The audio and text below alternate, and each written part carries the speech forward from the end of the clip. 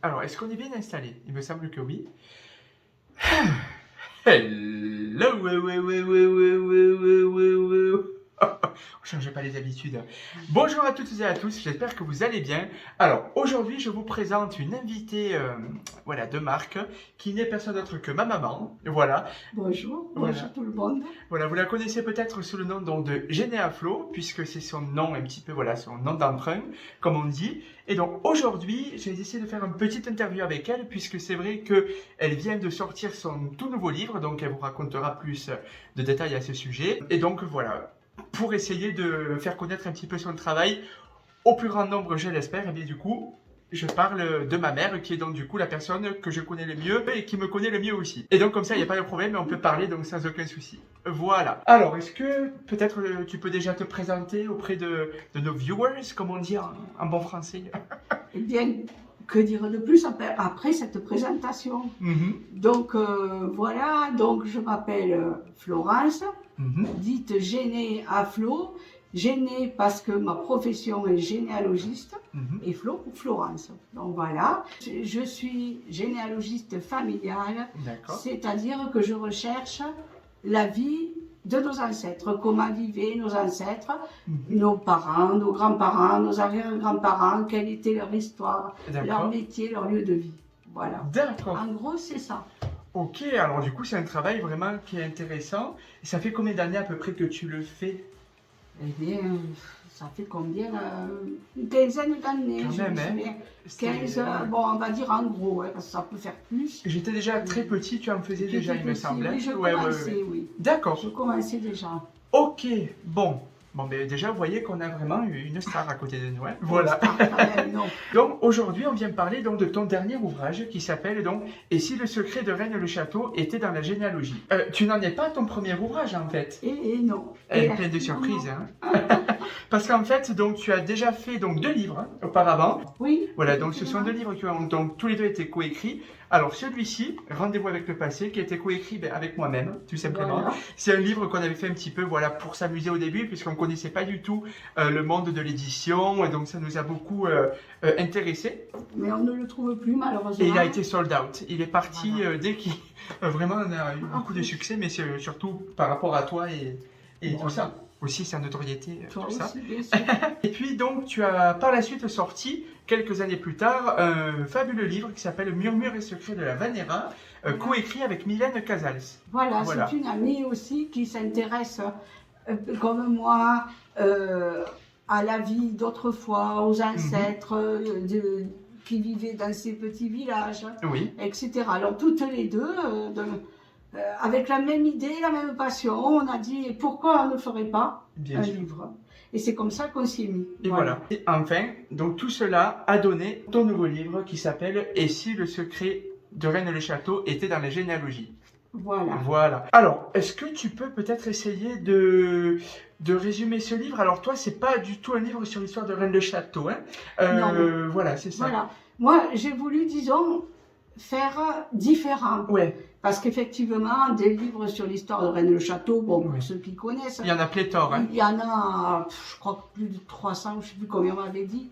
De plus en plus, chaque année, bon, ils s'en rajoutent. J'ai pas voulu faire un livre de plus qui aurait fini sur une étagère ou quelque part ou dans une librairie pour pas être lu.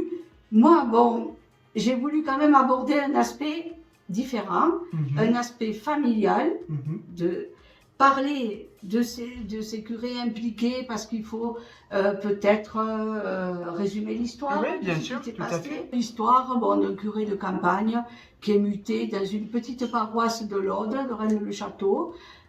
C'est un résumé lorsqu'il arrive. Ça, je te coupe, c'est le résumé du mythe de Rennes le Château et de toute l'histoire. Oui, d'accord. C'est pas ton livre. Oui, voilà. D'accord. Mais c'est pour expliquer à ceux qui ne connaissent pas l'histoire. Voilà. Bon, en gros, parce que les historiens le feront mieux que moi, mais tout ce que l'on a entendu pendant ces nombreuses années, un curé qui arrive dans un tout petit village, il découvre une église vétuste, abandonnée, le toit menace de s'effondrer.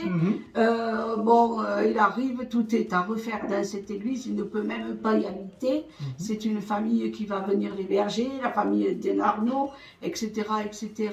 Bon, et puis on ne comprend pas comment tout d'un coup se fait-il que ce curé arrive là-bas, commence d'entreprendre des travaux, découvre quelques parchemins sous une dalle, quelques pièces d'or, devient soudainement riche, commence d'entreprendre des travaux dans son église, et petit à petit, bon en gros c'est ça, et petit à petit il décore son église en codant, en mettant des codes. Bien souvent on se demande pourquoi, à l'entrée de l'église, il a mis un diable, voilà, si c'est pas très courant dans une église. Oui, il y a un Asmodée à l'entrée de l'église. Bon, alors, ça, c'est l'histoire, voilà, ce curé a-t-il découvert, les villageois disaient qu'il avait peut-être découvert un trésor, d'autres disent qu'il a reçu des dons de personnes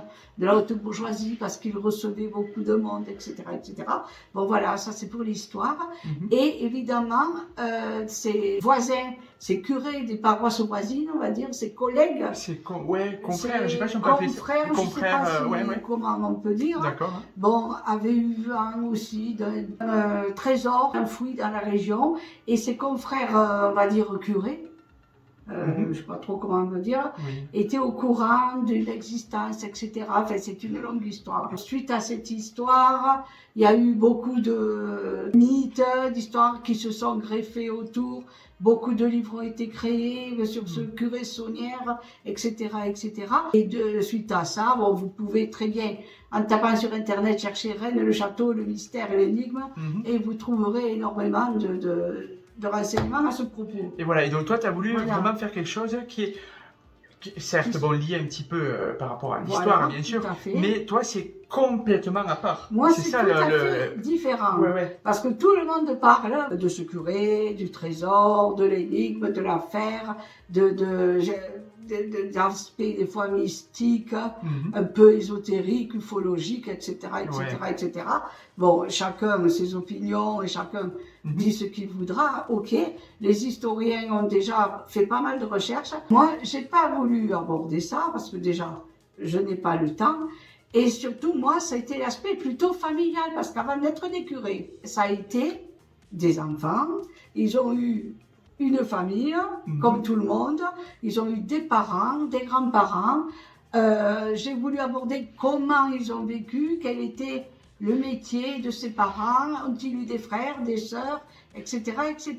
Moi, c'est cette partie-là, cet aspect-là, que j'ai voulu aborder. Quelque chose qui est très mal connu de nos jours, parce que, bon, très bien, l'histoire, on la connaît maintenant, mais il fallait un autre aspect, quoi, disons. Complètement. Voilà. Et c'est pour ça que moi, j'ai adoré ton livre, parce que comme tu sais, je ne suis pas le plus grand des lecteurs, voilà. Il y a beaucoup de gens qui sont passionnés par la lecture. Alors moi, j'ai des soucis de concentration, donc j'ai un peu de mal à lire trop longtemps, mais vraiment, ton livre, je l'ai lu d'un trait. Je l'ai lu d'un trait, parce que justement, c'est pas l'histoire qui se répète de Rennes-le-Château, du trésor, des énigmes, tout ça. Voilà. Toi, c'est vraiment la généalogie, et en fait, tu redonnes complètement le côté humain à tous ces personnages emblématiques, en fait. Voilà. Et ça, j'ai trouvé ça super. J'ai voulu aborder l'histoire, évidemment, du principal, la principale personne qui est à la base de tout ça, c'est-à-dire l'abbé Saunière, bien sûr, qui est bien connu, mais également son ami, un de ses amis et collègues d'une paroisse voisine, Rennes-les-Bains, qui s'appelait Henri Boudet, et aussi un troisième qui s'appelait l'abbé Gélis, qui était aussi d'un village proche, disons, de Rennes-le-Château. D'accord. Voilà.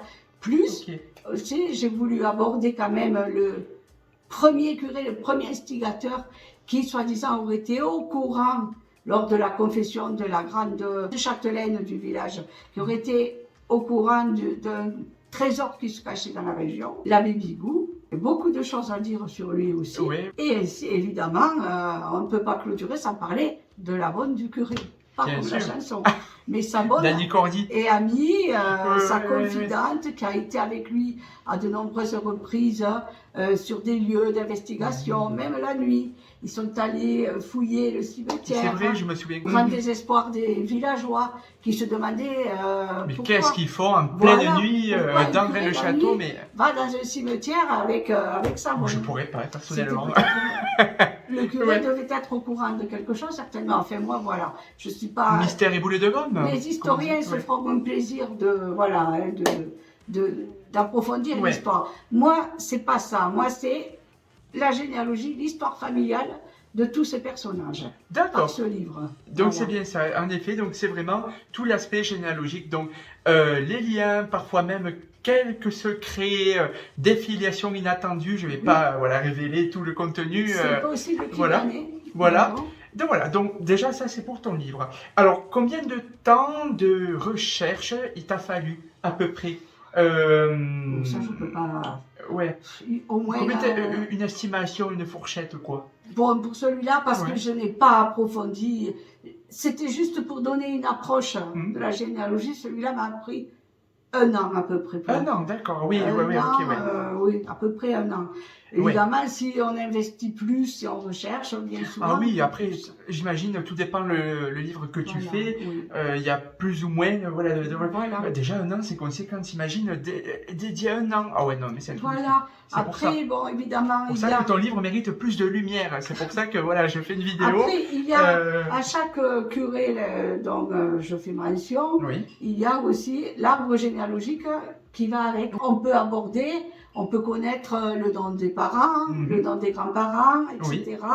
L'origine de quel village ils étaient. À chaque livre, il y a par exemple, à chaque livre, à chaque famille. Oui, d'accord. Voilà, en gros, c'est ça. Très bien. Après, des vues pour chaque curé. Bon, un tel, par exemple, comme Saunière était on va dire, Rennes-le-Château, Montazel, il y a des photos. Ah, sympa, c'est vrai que justement ça m'avait plu parce qu'il y a beaucoup d'images et vraiment je vous assure que moi que je ne suis pas du tout un grand lecteur, à part pour la littérature étrangère puisque j'adore les langues étrangères, il y a des photos qui illustrent bien le paragraphe juste avant, donc c'est vraiment super, donc déjà pour ça. Alors je vais te poser une autre question parce que c'est vrai que on me pose souvent la question, je comprends pas trop le métier de ta maman parce que tu sais, en ce moment, c'est très en vogue, on les voit partout à la télé, il y a les généalogistes successoraux, donc ils font des recherches, on voit qu'ils cherchent, eux par contre les héritiers, ils sont mandatés par des notaires, voilà. Et toi par contre, tu es généalogiste familial. Alors, est-ce que c'est si différent que ça? Est-ce qu'il y a des points communs ou est-ce que ça n'a rien à voir? Est-ce que tu peux vraiment nous dire la différence entre ton métier à toi et le métier de ces gens qui sont aussi d'ailleurs très talentueux? Voilà, bon. À la base, le généalogiste entreprend des recherches. Oui, ça c'est le point commun. C'est le point commun des recherches. Sauf que, par exemple, mes collègues généalogistes successoraux, eux partent d'une personne décédée, tout comme moi, mais eux vont rechercher la descendance de ces personnes. Ils vont rechercher, par exemple, si cette personne a eu des enfants, plus ou moins connus ou inconnus, des frères, des sœurs, et cherchent en descendance pour essayer de trouver un héritier et des successions. Voilà, quand il y a un héritage ou quelque chose. C'est dans un aspect plutôt juridique, c'est vraiment... ils sont mandatés, mettons, par un notaire principalement pour entreprendre ce genre de recherche. Tandis que nous, les généalogistes familiaux, nous occupons de la famille. On part aussi comme eux d'une personne décédée, mais ou vivante même, bien souvent. Si quelqu'un me dit, moi je voudrais connaître mes grands-parents, la personne est vivante, oui, mais nous le faisons en ascendance, en remontant. On cherche les parents, les grands-parents, les arrière-grands-parents, tous les liens ascendants. En fait, si je comprends bien, ta branche des métiers, tu cherches toutes les personnes décédées, et eux, là, ils cherchent toutes les personnes vivantes. C'est ce qu'on voit faire dans les reportages. Tous les héritiers qui restent... Oui, mais à partir d'une personne décédée. Par rapport à une personne qui n'est plus là. Oui, d'accord, nous, on peut chercher. Alors après, il y a peut-être peu plus de difficultés parce que plus on remonte au fil des siècles, plus c'est difficile, plus l'histoire des fois se complique, les registres manquent ou sont en mauvais état. Alors on essaye de reconstituer l'histoire, qu'est-ce qu'ils faisaient, où ils habitaient, comment ils vivaient, etc., etc. Alors du coup, tu me tends une perche incroyable parce que j'allais justement te demander, est-ce que parfois tu es confronté à des obstacles? Parce qu'on sait très bien que la France a connu beaucoup de périodes historiques. Alors malheureusement, il y a eu beaucoup de tristes périodes. Il y a eu aussi la Révolution française. Est-ce que parfois tu es confronté à des obstacles? Par exemple, des archives qui ont été brûlées, ça peut arriver parce que je sais qu'une fois tu avais eu un cas, mais est-ce que tu as d'autres exemples d'obstacles par rapport Oui, des obstacles, il y a tout. Pour tes recherches, exactement, il y a ces périodes de guerre où beaucoup de registres ont été brûlés, notamment souvent quand j'ai des recherches en Espagne, par exemple. Il y a beaucoup de registres qui ont disparu, déjà. Et alors, évidemment, c'est très, très, très difficile de trouver. On peut essayer de chercher plus ou moins par un frère ou des familles similaires, mais c'est très difficile. Bien souvent, ça m'est arrivé que des branches s'arrêtent et ne peuvent plus continuer. Ah oui, carrément. Mais ça, ça c'est pas notre faute, hein, regarde. Ah non, une branche qu'on a eue dans la famille. Une branche de notre famille, oui, s'arrête en Espagne, terminé, on ne peut pas aller plus loin. Voilà. Par contre aussi, il y a des obstacles, comme une fois ça m'est arrivé. J'ai eu un ancêtre qui est né en France, qui a complètement disparu. Il y a eu des procès même pour essayer de le retrouver. Sa femme l'avait déclaré disparu, c'est passé devant les juges et les tribunaux. D'accord. Et il est parti au Brésil sous un faux nom et tout ça. Et ça a été très difficile de le retrouver. Et peut-être aller au Grand Carnaval de Rio. Ça m'étonnerait. Je ne sais pas s'il y avait le carnaval encore, mais bon. Mais il y a beaucoup de problèmes comme ça, quoi. Des fois, il y a tout un tas des trucs. Quand on commence une généalogie, on ne sait jamais à quoi ça va nous mener. On nous dit souvent, mais toutes les recherches sont les mêmes. Non, c'est faux.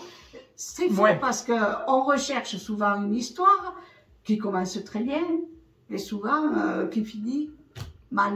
C'est pour ça, c'était vraiment la question que je vais te poser parce que c'est vrai que voilà, il y a eu tellement de tristes événements partout, même sous les censures à l'époque, on ne pouvait pas divorcer, il y avait beaucoup de libertés restreintes, tout ça, donc c'est un petit peu compliqué d'avoir des ouvrages authentiques. Et beaucoup de dictatures.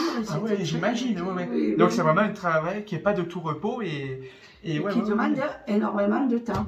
Surtout. C'est pour ça que là, je n'ai pas voulu faire très long, j'ai voulu montrer un aspect généalogique. Et en plus, ce qu'il y a de bien, c'est que tu as su, je trouve, doser aussi dans ton livre, puisque tu as vraiment parlé de l'histoire, de l'aspect humain, du coup, de Rennes-le-Château, et en même temps de la généalogie. Mais c'est pas un peu trop de ci, un peu trop de ça, c'est vraiment dosé, c'est équilibré. Du coup, j'adore ça. Oui, voilà. En fait, oui, voilà. Donc j'ai une autre question pour toi. Dans ce livre dont tu parles de plusieurs personnes, ça jusque-là, il n'y a pas de souci et tout ça. Est-ce qu'il y en a un ou une auquel tu t'es plus attaché qu'un autre?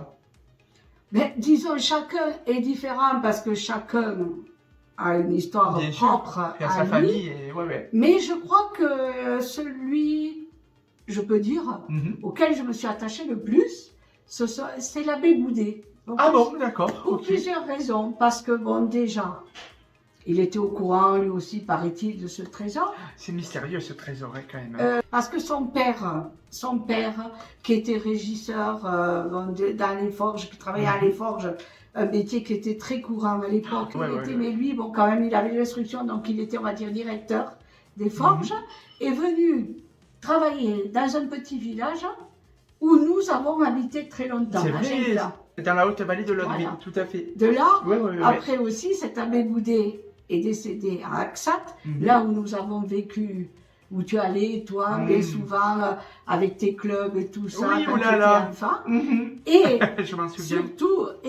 Surtout, il a exercé on va dire, son sacerdoce à Rennes-les-Bains, où nous avons vécu pendant 9 ans ou 10 ans. C'est vrai. Donc nous connaissons bien cette région, et peut-être par ce fait, on est plus attaché à lui qu'aux autres, bien que les autres étaient des paroisses voisines. On connaît très bien aussi Montazel, Cuisa, etc., etc.